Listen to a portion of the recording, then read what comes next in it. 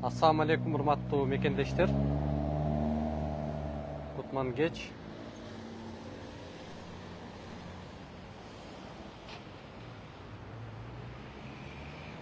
Бүгүнкү түз эфирибиз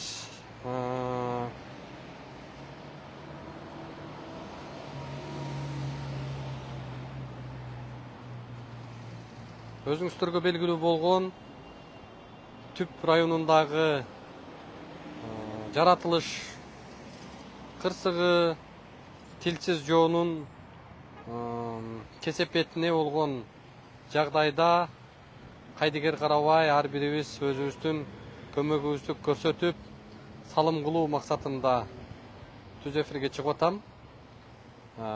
Кыргыз эли башынан кандай оор күн келген учурда кандай кыйынчылыкка дуушар болбосун, ар дайым ушундай биримдикте бир муштумга түйүлүп, мындай колго кол, бутка бут болгон мүнөзүбүз бар. Бул деген башыбыздан өткөн ошол пандемияда кандай бириктик, андан берки Баткен Каргашалы окуясында кандай бириктик, мына ушул жагдай бүгүн Ысык Көл облусунун Түп районундагы биздин мекендештерибизге, түптүк туугандарыбызга оор күн келип атат. Азыркы бизге жеткен маалыматтар боюнча 36 гектар жер ушул дыйкандардын бир жылдык мээнети чыгымга учурады, залакасын тийди. Ошол 36 гектар жерге бүгүн ушундай тилсиз жоонун кесепети болуптур. Андан сырткары 93 үйгө дагы ушул өзүнүн таасирин тийгизиптир болуп өткөн сел. Андан сырткары ушул мал жандыктарга, чарба иштерине абдан көп ушундай зыяндар жетиптир. Урматтуу мекендештер, келиңиздер, бүгүнкү күндө түптүк мекендештерибиз, туугандарыбыз мындай жардамга муктаж болуп жаткан чагы, тамак аш азыктарынан дейбизби, каржылык жактан дейбизби, ар тараптан өзүбүз салымыбызды кошолу. Ошондуктан баарыңыздарды мен чакырат элем. Ушул түптүк мекендештерибизге бүгүн кол суналы. Мен азыр Акунбаева менен Баха көчөсүнүн кесилишинде турам. Бул жагы Баха көчө, кайра бирөө чалып атат. Мына ушул жерде мурдагы Фрунзе деген супермаркет азыр Азия болуп калыптыр. Мына ушул Азия супермаркетинин астына ушул оор жүк ташуучу унааны койдук.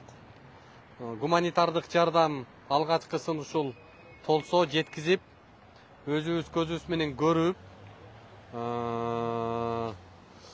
кандай жагдайлар болду жеринен чагылдырып, ушул сиздердин аманатыңыздарды өзүбүз тапшырып келсек деген максатта ушул жүк ташуучу унааны койдук. Бул жагы Акунбаева менен Баха көчөсүнүн кесилишинде.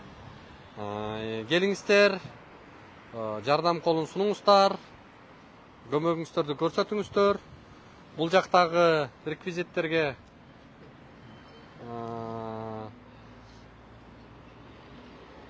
электрондук түрдө которсоңуздар болот.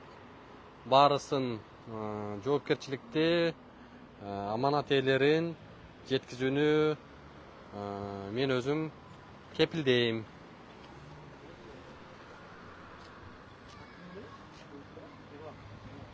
Мына мурдагы Фрунзе азыркы Азия экен. Ушул жерде турат. Бул жакта жигиттер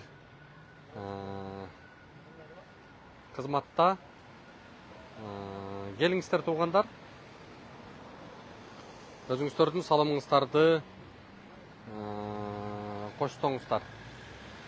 Биз болсо аманат ээлерин буюрса өзүнө тапшырып, эң муктаж болгон, эң ушул көп зыян тарткан, ушул тилсиз жоонун кесепетине дуушар болгон эң муктаж мекендештерибизге колуна тапшырууну биз кепилдейбиз. Баарыңыздарды чакырам. Акунбаева менен Бака көчөсүнүн кесилишинде дагы бир жолу кайталайм, Фрунзе соода борборунун астында ошол унаа турат.